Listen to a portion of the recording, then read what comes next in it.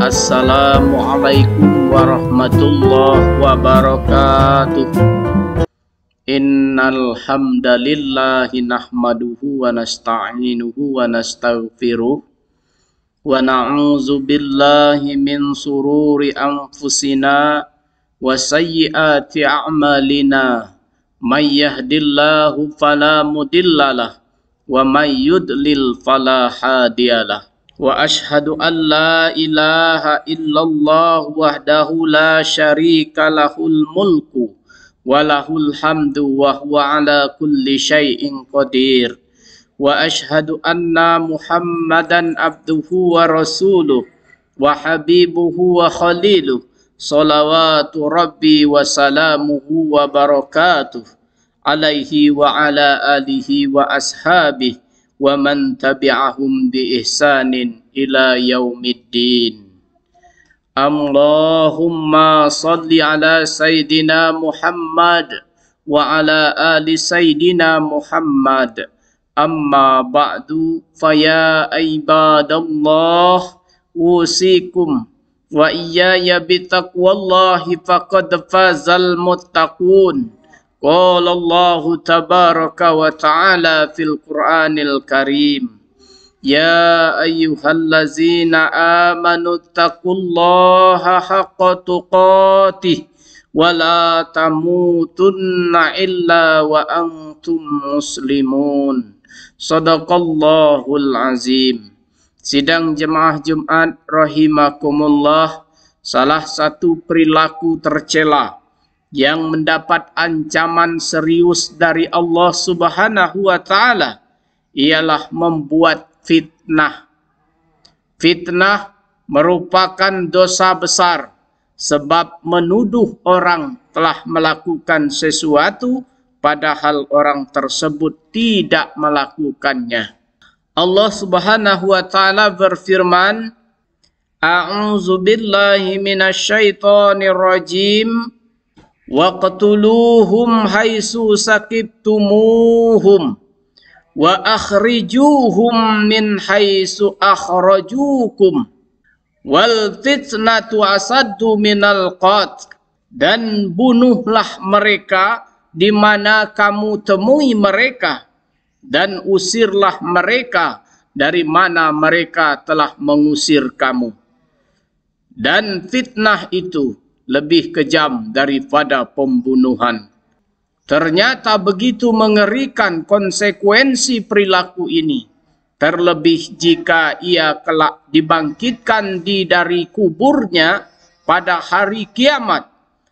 Lalu seperti apa wujud mengerikan perilaku fitnah ini?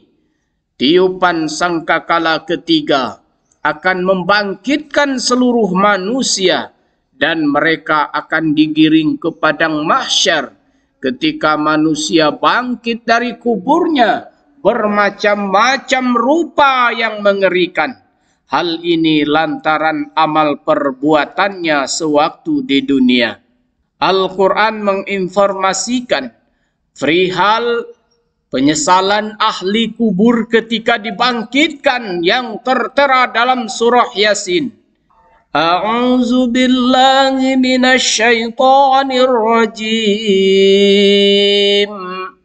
Qalu ya wailana man ba'syana min marqadina. Haza ma wa'adar rahman wa sadaqal mursalun. Mereka berkata, celakalah kami. Siapakah yang membangkitkan kami dari tempat tidur kami, kubur? Inilah yang dijanjikan Allah yang Maha Pengasih, dan benarlah Rasul-Rasulnya. Bukan hanya penyesalan, wujud dan kondisi mengerikan juga melekat pada tubuh orang-orang itu karena telah berbuat kemungkaran sewaktu di dunia.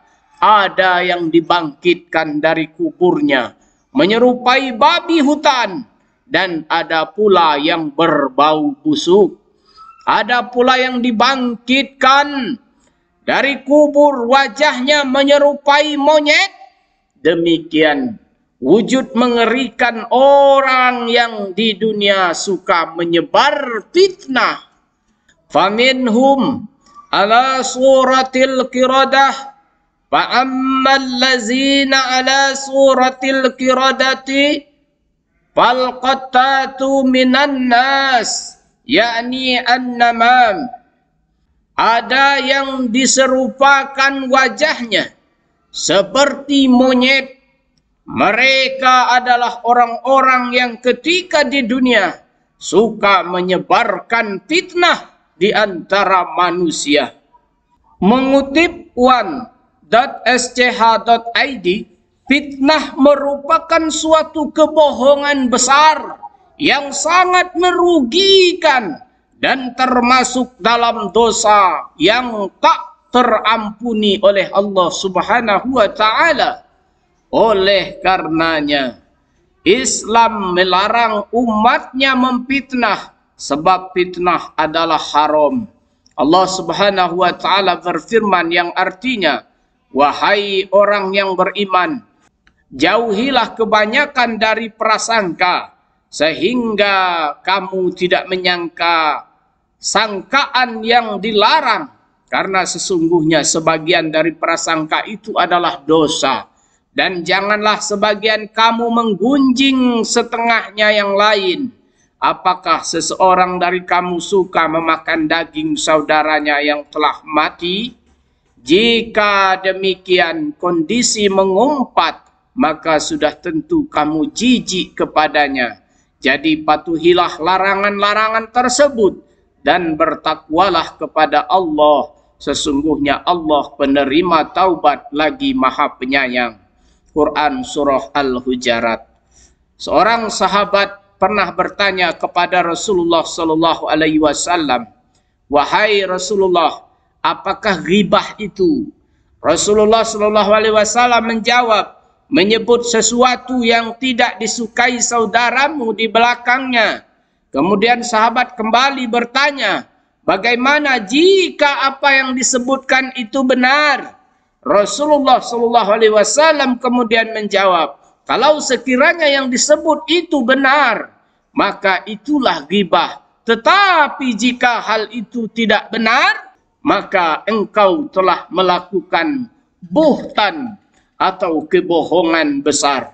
Hadis riwayat Muslim, Abu Daud dan At-Tirmizi. Demikianlah khutbah yang dapat saya sampaikan.